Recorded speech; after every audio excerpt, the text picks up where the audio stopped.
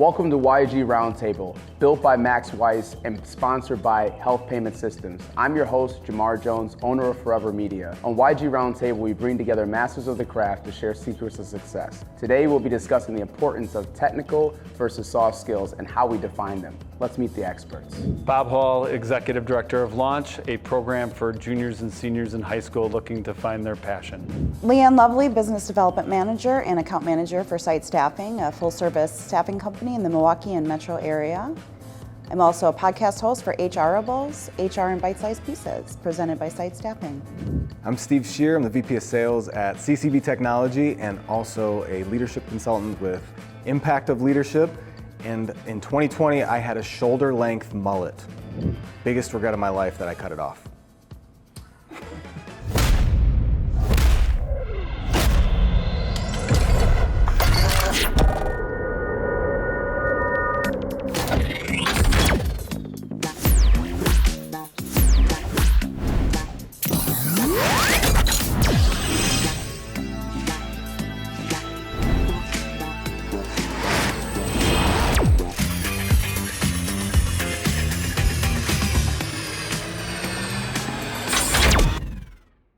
Max Weiss is a company that does it right the first time.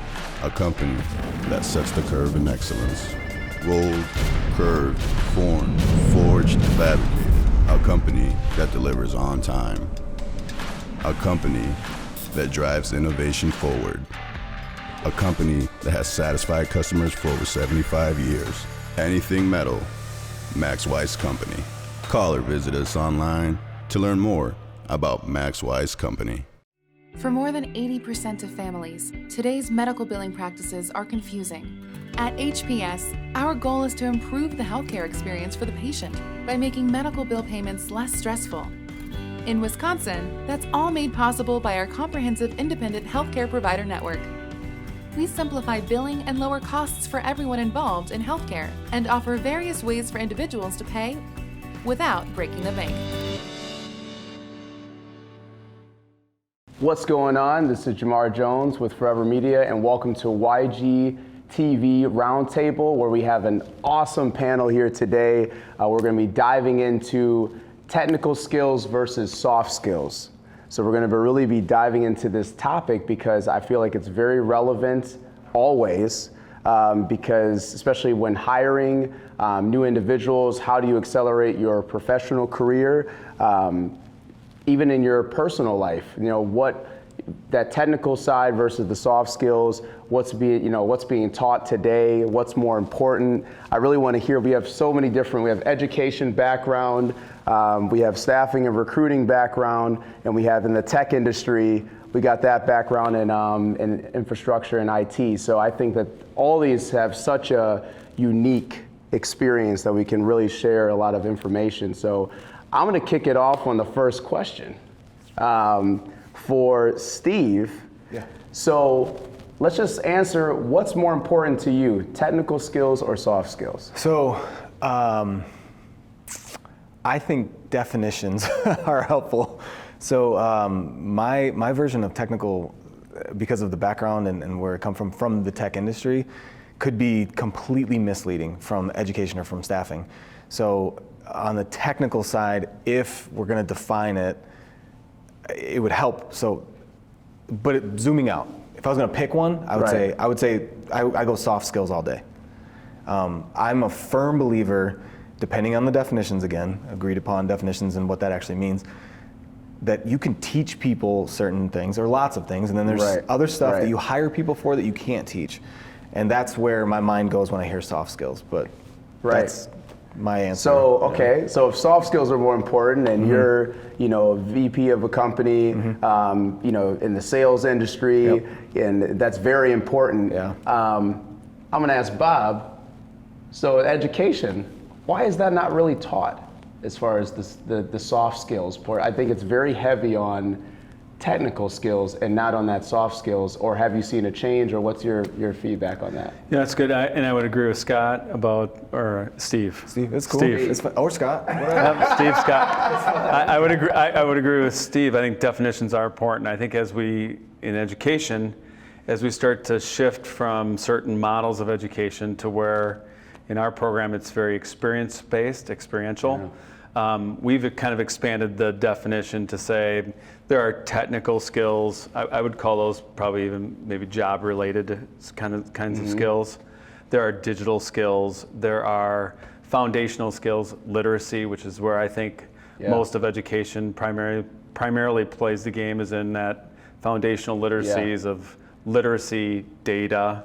So when you talk technical, I don't know if we're really doing a lot in the technical aspect of learning how to do a CNC so back machine. To definitions, defining what that is. Okay. Where I think in education we've spent a lot of time, we just haven't maybe communicated it well and in different arenas, is human skills, emotional intelligence, empathy, compassion, self-initiative. Those things is what we like to call uniquely human skills. What will separate students, employees from machines. That's where I think, I hope a lot more schools are having discussions about those kinds of skills, in addition to literacy and data, and start moving into letting kids pursue the technical skills that they're passionate about. Yeah. And so Leighann, what are you seeing in the job market as far as, do you see that companies are looking for more soft skills or the technical aspect of the skill set to do the job? It's really interesting. Right now, we're in a time period where more often companies are coming to me and saying, we absolutely need the soft skills. They're more willing than ever to train on the technical skills. But and again, I agree with both of you that soft skills are ever more important. But I also think that part of the reason that companies are under the impression that there are not soft skills is because a lot of the people who are training, especially in the market that I work in, which is predominantly the manufacturing, the distribution, is because there is an older generation of people who are training the younger generation coming in. And there's that gap of understanding of what the younger generation's soft skills are. And I think that plays a role in communicating and collaborating and understanding how to communicate with that younger generation. They have some soft skills, they just don't, they're just not the same. They're evolving, and the way that some of the older generation communicated and trained and taught is not the way that the younger generation now learns and gets information. So yes, we need to continue to train on emotional intelligence and on human skills, and that is an extremely important thing. But companies want those soft skills. Because again, you can train technical skills, whether that be IT, whether that be a CNC machine, whether that be any really technical thing. You can train that. You can't teach somebody to show up to work if they're not going to show up to work. Those are things that you either have it or you don't. Not to say that life experience can't eventually kind of get you there. Yeah.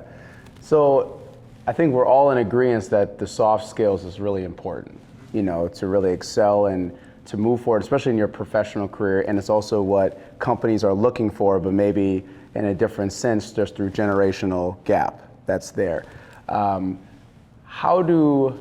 Just as a collective thought, how can we, I know that Bob is doing it right now with with Launch and that experience type learning, but how can we as parents or as mentors to the youth be able to really provide more emphasis on the soft skills, and how do we get that process actually implemented in today's into what people are learning today?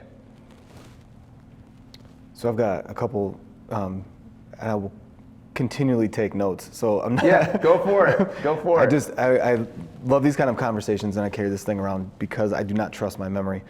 But your question, so how do we say it again. Yeah, so Increase- like, you know, just as a collective right now, like how can we help kind of the younger generation really learn these soft skills? And not even just the younger, but just people in general. I think that, you know, learning these soft skills, how can we implement that? Okay, I thought there was a both all generational kind of a thing versus young and old. I wanted to make sure I answered specifically. I think something you said that was assumed in the question might not be, which is I think people need to get a mentor. So you talked about mentoring and having a mentor. I think, so one of my mentors is 68 years old and he just got another mentor.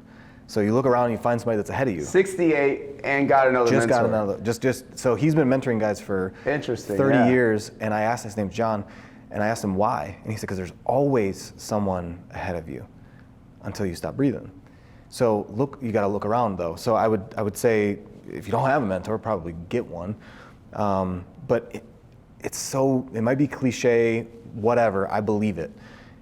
If you engage people, like actually engage them, not just reposting something that's cute or try to get likes and things like that, but engaging human beings. And specifically what I mean by that is showing up and showing interest in people. Right. So how do you encourage a younger generation or an older generation? Engage them as human beings, that you actually care about them as a human or as a person with human skills or life experiences beyond their production. So specific to my sales team, I care so much more about them as moms and dads and husbands and fiancés and students than I do about their production as a sales team. Even though if they don't produce, they don't get to keep their job. Right. So there's this duality. Go ahead, sorry. No, going back to, you had mentioned, I think, kind of as parents, as, you know, at the younger stage of that, how do we get these, you know, younger generation to, you know, kind of engage and have these soft skills? And I think that as a society, we have gotten away so much from the, you know, community as a family and just as a community. We, you know, so long, I walk through the grocery store and I see somebody pushing their kid in their cart and they've got the iPad sitting in front of their, you know, cart, and that kid is just playing on the iPad. I think it's unplugging that kid, even if it's for 5 minutes a day, and sitting down with them and giving them your 100% full attention. It's that important. They need to, you know, learn to completely disconnect from technology, because right now everybody's living their lives, or for so long everybody was living their lives through a screen. You don't gain soft skills if you're living your life through a screen. Not that I'm saying there's anything wrong with learning technology and the way that kids are learning today, but as a family, you need to, whether that be sitting down and eating dinner at the dinner table every single night. And I know that with the pandemic and everything that happened, people were being forced to, for the first time, sit down with their family and eat.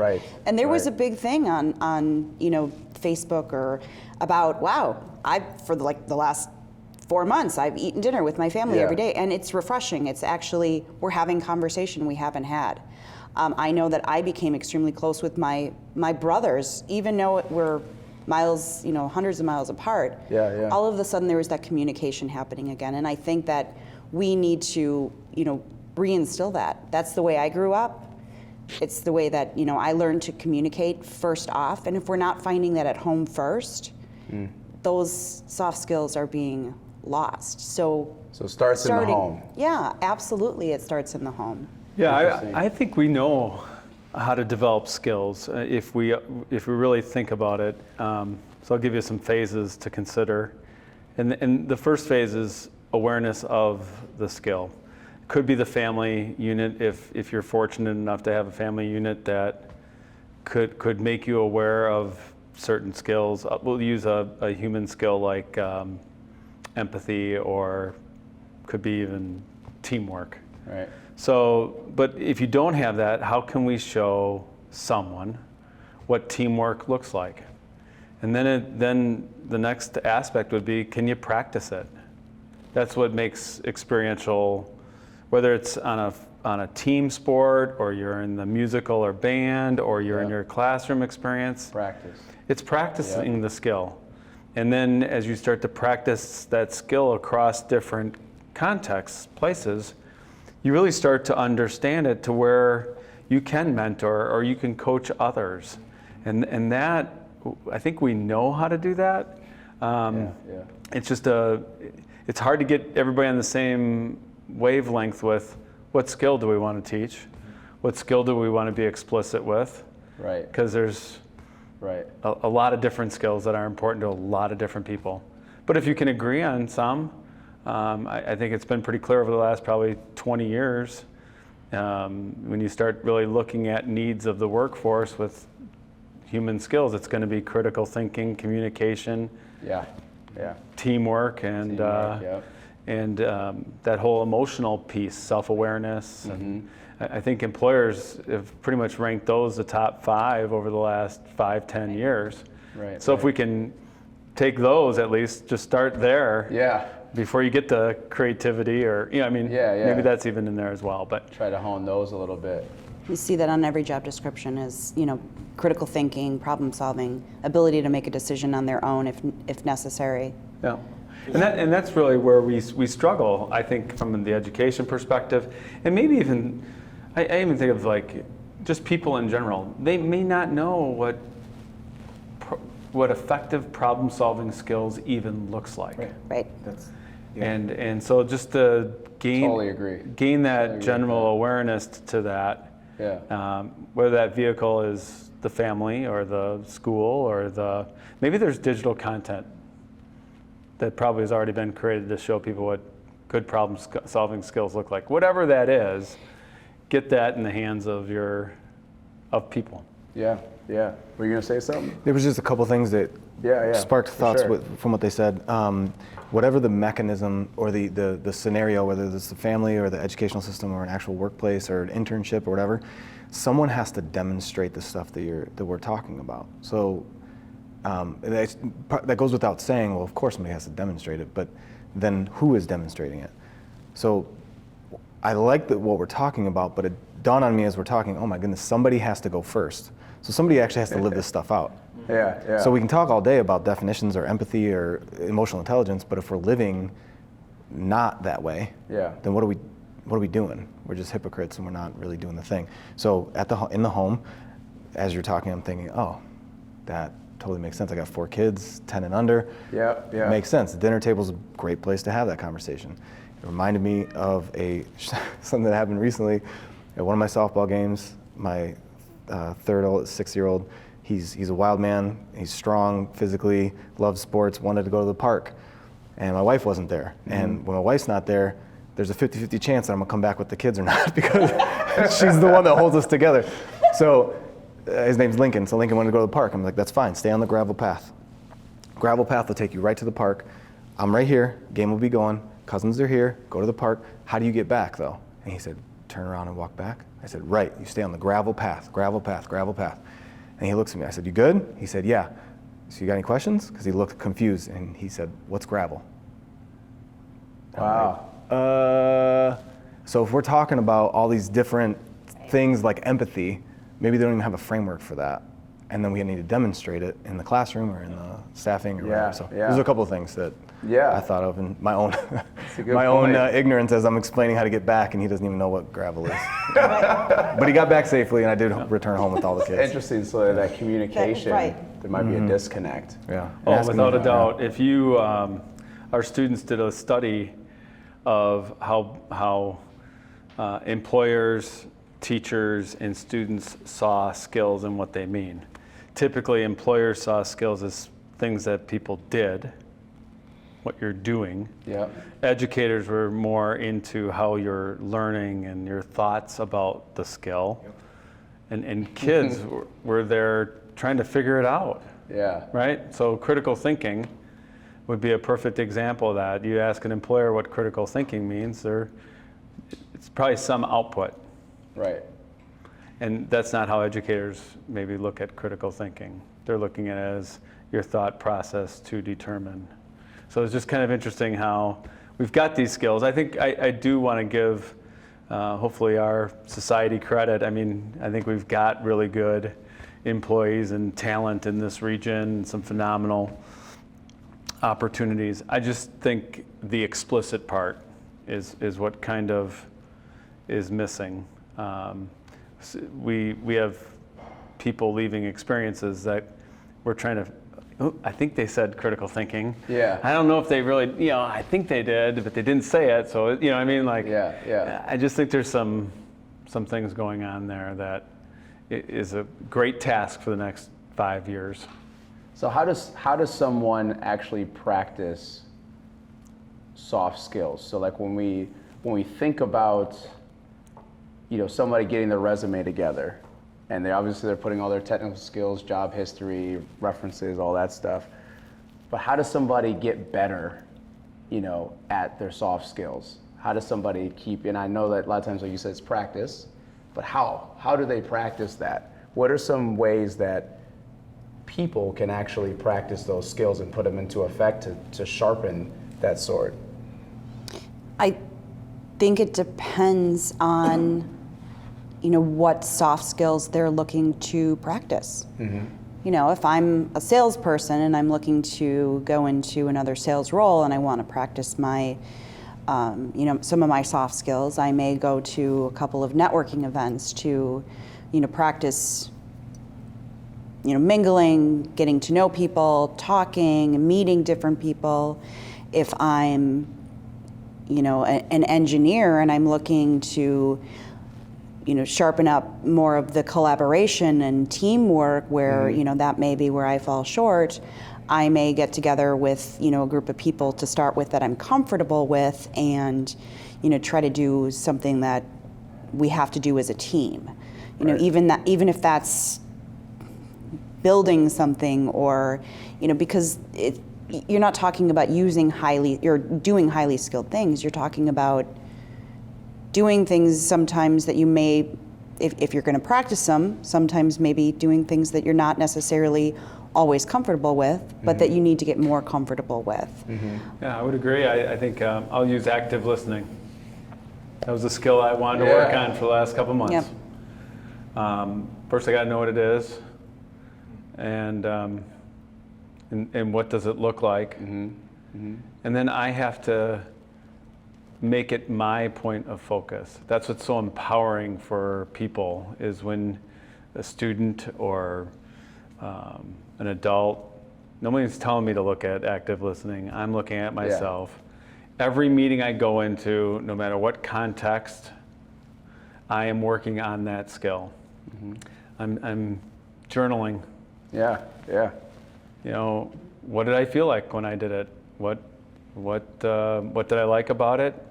What do I want to improve next time? Right.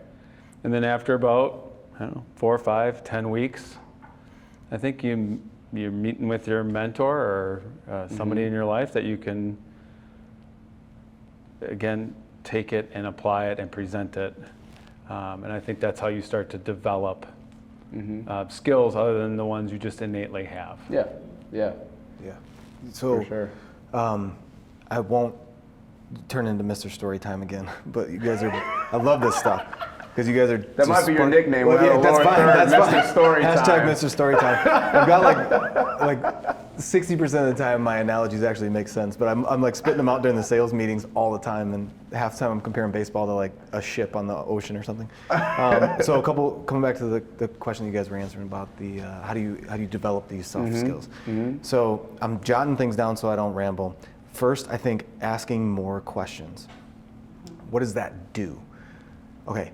The obvious answer, potentially, is you grow in knowledge. But wait, how do you grow in knowledge by asking questions? You have to listen. So then you start to develop, potentially, if you're actually participating in it, a skill of listening to people and pausing and not waiting for your turn to talk again, which could develop that aspect of proactive listening and growing in an area of knowledge and growth and that uncomfortable feeling. Second thing that I've really encouraged my kids, and my wife is very risk averse, so she trusts me with this and she's seen some good things and some scary things, but I think people should take more risks. Not drive the car off the cliff kind of risks, but when you take a risk, there's an air of vulnerability at play. Right. And if we hide behind this veil of social media presence and everything's perfect. The highlight reel. You take no risk Yeah. in that. Yeah. Okay, nobody posts about hot dogs spilling on the floor. It's always perfect kids around a Christmas tree. That's not how life really is. It's great, there's nothing wrong with those pictures, but take risks in moderation. To what? For what? To build empathy. Because then when you fail, you can actually know and pull from that when somebody else fails around you. Yeah. And then the third thing that I had was get someone, maybe it's a mentor, maybe it's a spouse, maybe it's a friend, get with someone who cares enough to tell you the truth about blind spots. Because if you want to know about blind spots, there's not a lot of people that will tell you about them. But the people that will tell you about them, you can trust them, because wounds from a friend can be trusted, and it sucks. But you can't see blind spots by nature. So how do you develop those soft skills? By asking those questions, by listening, by taking risks. And one of the risks that I would encourage people to do is to get somebody that'll tell you the truth about your blind spots. And then one principle that ties into this that I think you and I talked about in your office, Jamar, a little while ago, but the 1% better thing. Slow down. Don't compare your beginning point to somebody else's middle point. Yeah. Get 1% better at a thing, and then over a year, and this is not mine, this is James Clear from Atomic Habits, but 1% better over a year, you're 37 times better at that thing in 12 months. Yeah. So a step at a time. So those are the 4 things I wrote down. I'll throw a little loop in the operation here, Jamar, if you don't mind. Go for it, man. Bring it. We're kind of saying soft skills, human skills, more important than technical. I don't know if it has to be an or. Okay. Yeah. Give you some cases in point. We've got kids working on a data analysis project, and they're going to work on, let's say, their active listening skill, but they don't know how to use Microsoft Excel. That's a problem. Okay, so point. I don't know if it's an or. I think there's an and here, and the and is I do think we have to come into an understanding of maybe technical skills that are industry specific, that cut across domains, that can really give students an idea of being a problem solver using these technical skills, whether that's what would be a technical skill in the media industry? I mean, just knowing how to use tools, software, right? That So, piece of it. And teaching students that, there was an element, I think, where educators didn't know how to approach that, because that technical skill probably had a shelf life of maybe 3 years. Yeah. You and I were laughing about that's the problem with technology. when I grew up earlier, shelf life of a technical skill was like 20 years. Now it's like 3. Now it's like 3. So teachers are like, why should I teach you something that's going to be outdated? But they maybe aren't understanding that the process in which you learn the technical skill, and you can stack that so that maybe it's Adobe. It can be transferable. It's transferable to and the stackable. Yeah. There's that whole notion of how to stack your technical skills. Exactly. Which is what I think makes internships, mentorships, your first job, that I think is a little bit of where we have to disrupt, because companies are spending a lot of time training new employees that may have 4 years of college degrees, and now we're going to spend more money training them. Yeah. So I think there's an element there that we could really be working together. Yeah. Where you have the project or the challenge or the experience, and you're building both your technical and your human skills. That's the essence of launch. Yeah, for sure. And that kind of goes back to what I was saying a little kind of earlier, when life experience. So you can have the most brilliant technical skills, which will open up the door for you, and you may be really lacking on the soft skills, but a company is going to give you that opportunity. They're going to get you in the door. You're going to be brilliant at this one thing, and life experiences will eventually help you with those soft skills. My parents were both salespeople. I grew up in a sales family. My parents used to say to me, "Leighann, it's quiet time." And I'm like, what? I never got it. I never got it. I'm like, what do you mean? Well, I'm a talker by nature. I'm 100%. I grew up in a sales family. It was everybody fought to talk and talk and talk, and I just used to talk. I would talk over everybody. It didn't dawn on me that, well, I never listen. And you're talking about the active listening skills. Yeah. It wasn't until it was probably about 24, 25 where I was like, wow, I don't actually listen to anything that anybody ever says. Like, I really need to get on this. And if you don't listen, you don't learn. Yeah. And it finally dawned on me, wow, okay, my parents are not in such a nice way. Well, they were being nice, but they were, hey, it's quiet time. Like, you need to stop and let somebody else in the room talk. But it really triggered, okay, I'm going to fight to really start listening. And at this time I was a recruiter and I did a lot of interviews over the phone. And so I started closing my eyes and typing out all of my interview notes that way. And I realized that when I tuned out everything and stopped looking around, that it became like the best way to hone in and really focus on. And it really started to help me jump far forward in that. But again, life experience can really make up for some of those soft skills that you might be lacking. And if you have those technical skills from an education, from school, from any type of program, it can get you in the door. Yeah. Yeah. I do want to say one thing real quick, because I liked what you were talking about the technical skills or soft skills. That's more of an and. So I think that what would help everybody get to that next level or to sharpen that sword of technical skills or soft skills is always explore opportunities. So a lot of people, opportunities are literally running rampant, all in front of their face, but they're not taking that step. They're not taking that risk, to put that bet on themselves, and that confidence to say, I'm going to just take a stab at this. I'm going to try. If I fail, I learn something. If I succeed, well, great. I still learned something, and I'm one step ahead. So I think that I've just seen way too much as we're hiring, we're trying to figure out how we're building out the team. So many people just squander opportunities and don't even give themselves a chance. It's not even the employer, not presenting the opportunity. It's literally people just saying like, I'm not ready yet, or I'm at this stage in my life, or they've already shut the door to an opportunity because they don't even want to open it to explore it. And I think that technical wise or soft skill wise, if you don't walk through the door for that opportunity that's right in your front of your face, you're never going to get that step further to have that experiential learning and to learn that active listening or whatever, if you never even took that opportunity to say that, oh, okay, let me actually try something different. Let me actually listen to some stuff. I mean, that to me is the moral imperative of what we have a responsibility for, and that's presenting challenges, presenting opportunities to people and saying, what do you love? What are you good at? And what does the labor market value? Yeah. Because is that a triangle graph? Do you have that somewhere? That sounds really.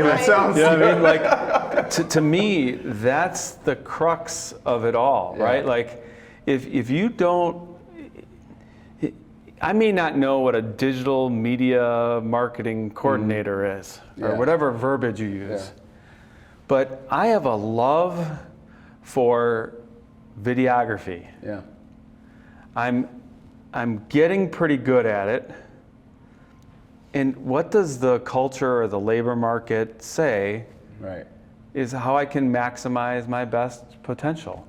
Because I think there are a lot of kids, I'll use my youngest daughter who, if she's listening to this or does listen, she'll kill me.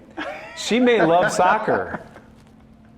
Yeah. But her talent level isn't going to have her get the 1% of professional soccer player jobs out there. That doesn't mean that she shouldn't diminish her love for soccer. She may have to reprioritize it. Yeah. But I mean, to me, that's the imperative we have in schools is what kind of things do you love to do? Yeah. Not what courses do you like to take? And are those courses, as we think about it, do these courses have anything to do with life after high school? I think everyone would say no. I don't think so. And so the conversation to move us forward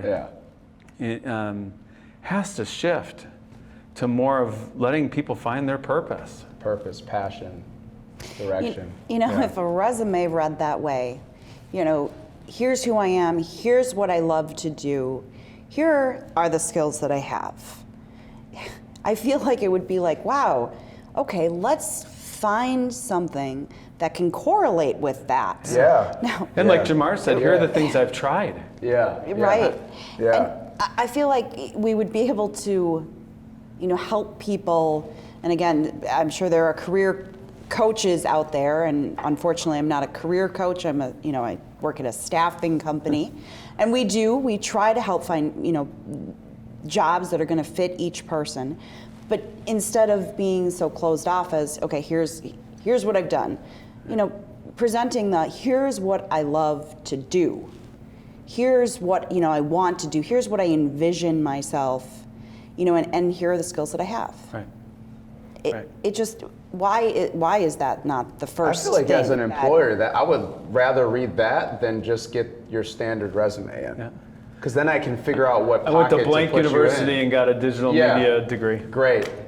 So did a bunch of other people, and now I have to figure out who you are, Yeah. and what skills and value that you can bring to the company. But if you say I'm passionate, I love this, this is why I got into it, like that story, Mr. Storytime. Yeah. That I'm story. holding back because I got about 4 of them locked and loaded. That story that's the selling point. Yeah. All the other stuff, the schooling, the technical skills, the references, the certifications, the volunteer work, all that stuff, it's all bubbles up to the story, because that's, as an employer, that's what I care about. Yeah. Because I want to see what the growth potential is for that individual. It is amazing listening to employers talk about, and I see it now, and I wish I would have seen it 20 years ago when I was teaching, because I would have had a better understanding to tell my students why it was important, because I think kids really need that. The why. The why. I don't want you to learn Microsoft Excel because it's a requirement. I want you to say, I need to create a dashboard that measures something. We understand that, but I think employers have taught me something that I didn't really understand until just recently, is we do have to teach people, especially our students, how to be self-directed learners and how to be team-oriented learners. Because I do think there's a lot to be expected of people when they're on a job and they need to learn something. Yeah. And they may need to have to learn this by themselves. Right. No one's going to sit with you, or you're not going to be on a team of 3 or 4 to learn something. There are going to be times in which your manager, your boss, maybe even if you're starting your own company, you're like, hey, I've heard those stories too. Like, I have no finance background. I'm running a company. I need to get on Coursera or whatever kind of mechanism it's going to be, and I need to learn finance because I don't want to pay for someone. Right. And so I just think if we can also build that into the arsenal of technical and human skills, because I think there's a lot of pressure on us to do that. And I don't know if we've necessarily approached students that way in my past. Yeah. Give us some stories, man. So I can just making it really real. So education, staffing, and IT, and we have right now an intern who's a high school student who I was talking about before, and it is a risk for the employer to bring in a high school student. It costs money. Well, we do paid internships. Not everybody does, whatever. So we pay the intern. We treat him like an employee.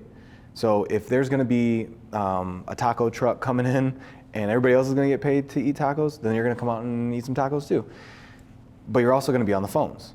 So it takes time, it takes money, and it takes an intentional effort in bringing this person into the organization and it to be mutually beneficial, so that it's not just like a parasite, Big word there, mutually beneficial. It has to and be. People don't think that way. It has to what be. can I get from you? So that's what they're thinking. So that's where it the rub happens is like, do we really care enough to do it? Because as an employer, as a guy that's over a sales team, if we do not sell stuff, people lose jobs.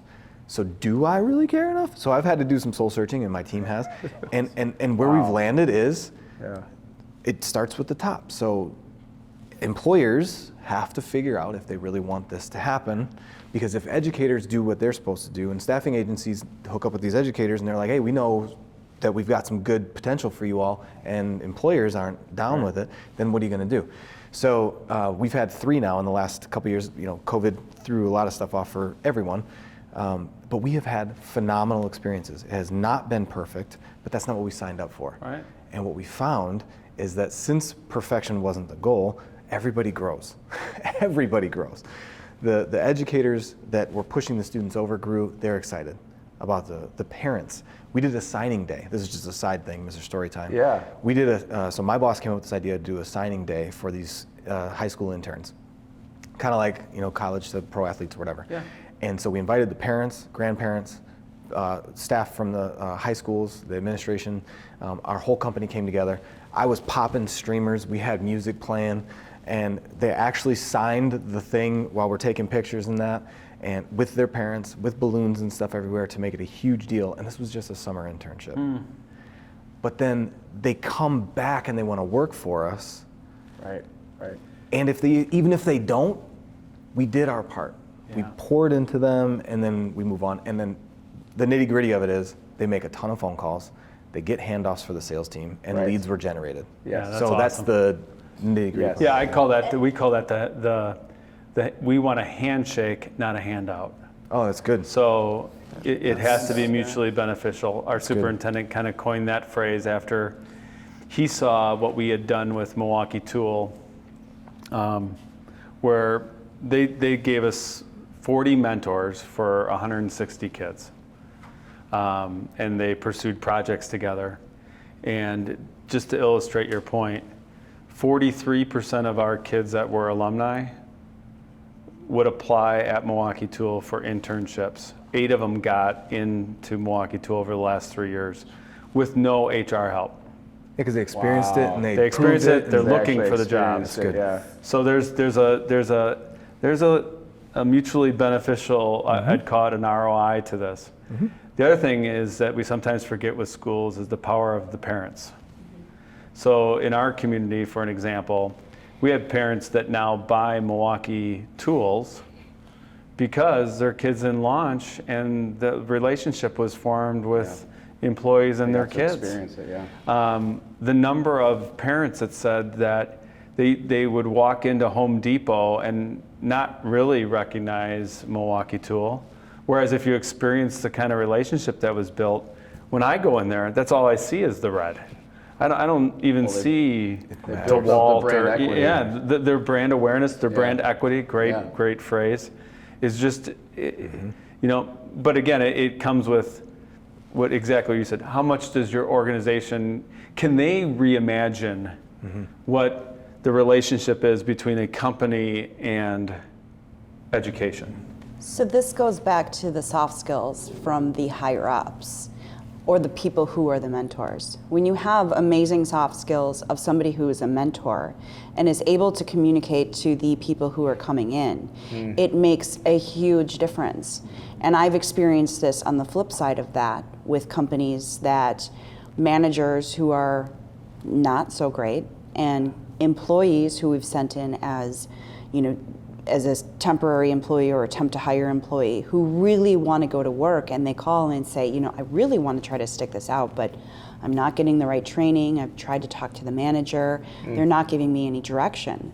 So it can go both ways. When you have companies who are that dedicated to, you know, working on a program or training their employees, it's amazing how far it can go. Wow. But when it's on the flip side of that, and you have your management team who is struggling or is not trained properly, it's going to go completely the opposite direction. So I mean, it from top to bottom, you can have, you know, if you don't have a strong team of people who are able to communicate and collaborate and train, you're never going to get anywhere. Your wheels are just going to continue to spin. And you know, I've seen both aspects of that. I've seen some companies just doing exceptional on the training aspect of that, and doing programs that they're open to doing, you know, bringing in young talent, and then a lot of companies who are, as much as they try, they bring people in and they just get turned right back out. Yeah, I think, how cool would it be to have a world where just everyone was committed to learning and committed to developing their own skills. Yeah. And to realize that, like, we had a mentor that has worked in the program for 5 years, and I think he would articulate his own personal leadership development, that there's no, in his role within his company, he never would have been able to lead people. Mm-hmm.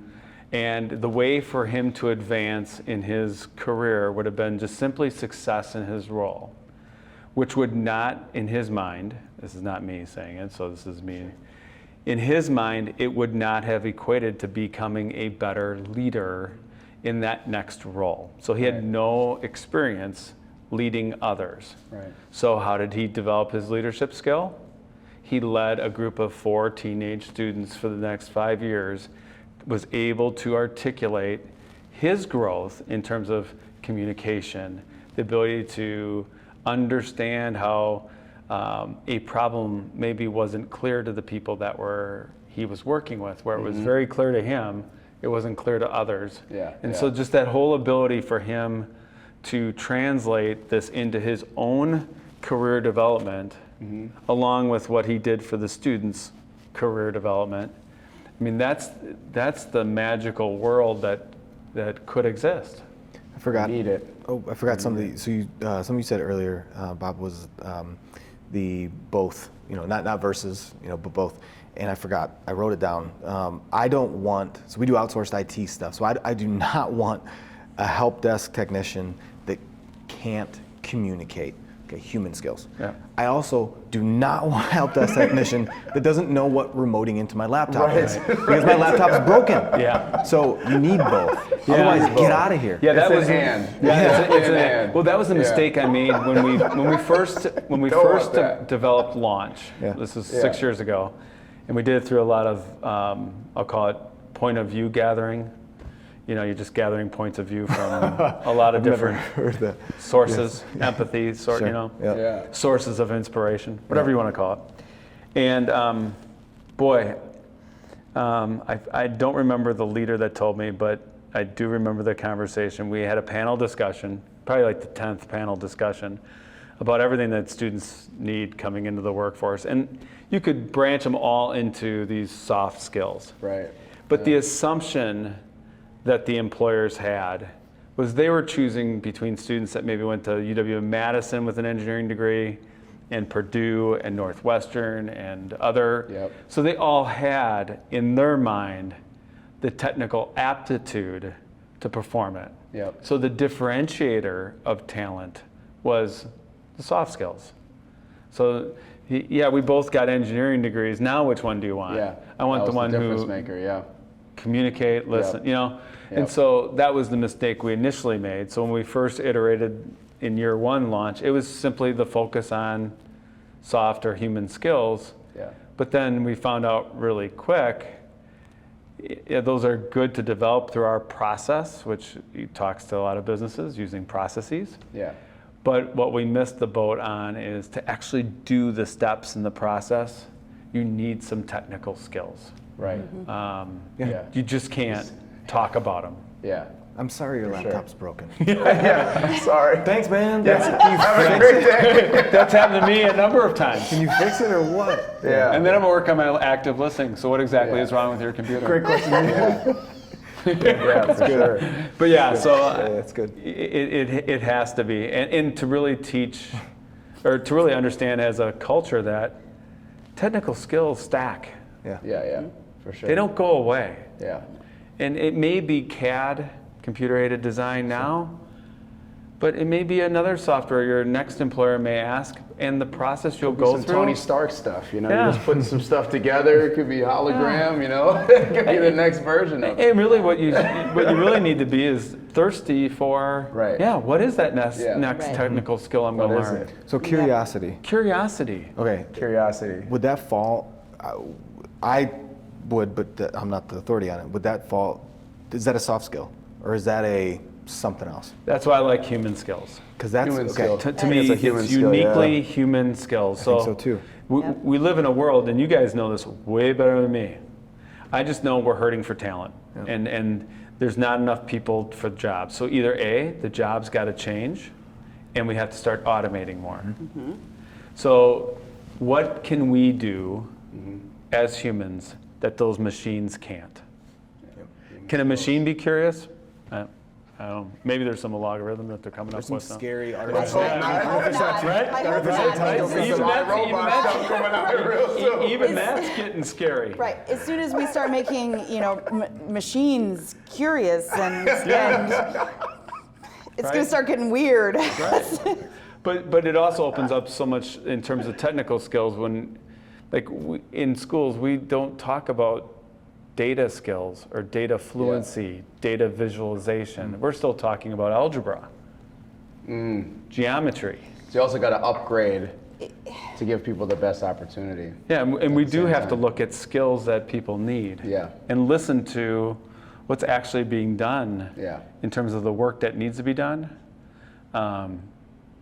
Because we've seen, and there's a gentleman, Todd McLeese, that you've met that, I mean, his studies on the future of work is pretty clear about manufacturing and the dairy industries and why did they go through the changes that they went through.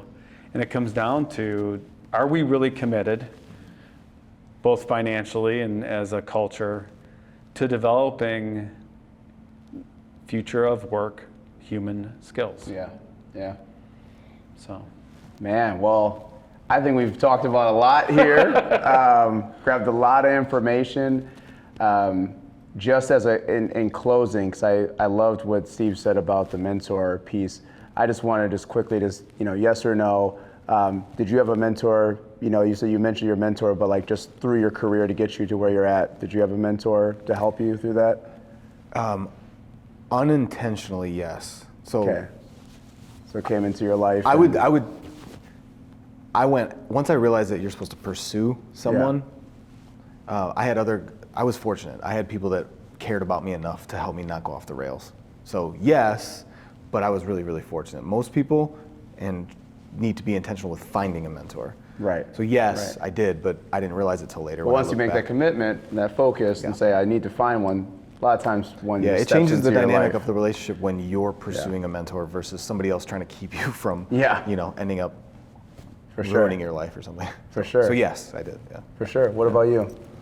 I've had multiple mentors. To get you where you're at today? Yeah, absolutely. Starting with my parents. I mean, my dad was the greatest mentor of my life, still my hero to this day, but I've had multiple mentors throughout my career.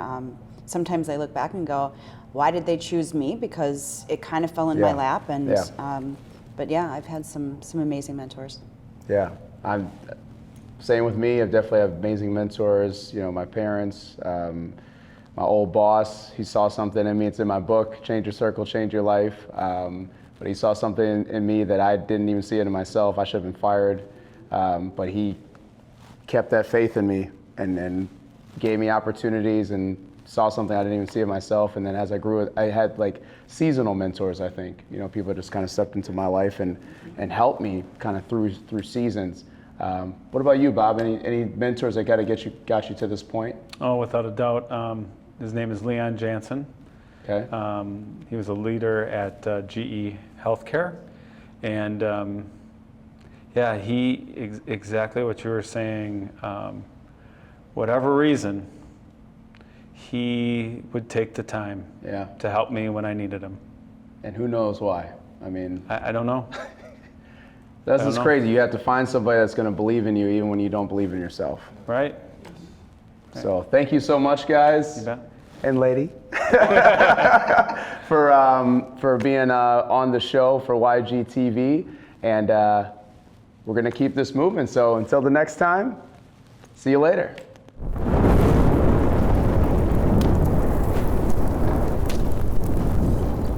Thanks again to Bob Hall, Steve Scherer, and Leighann Lovely for sharing their time and insight today. If you've enjoyed this episode or have an idea on a future episode, make sure to leave a comment below and subscribe to our YouTube channel.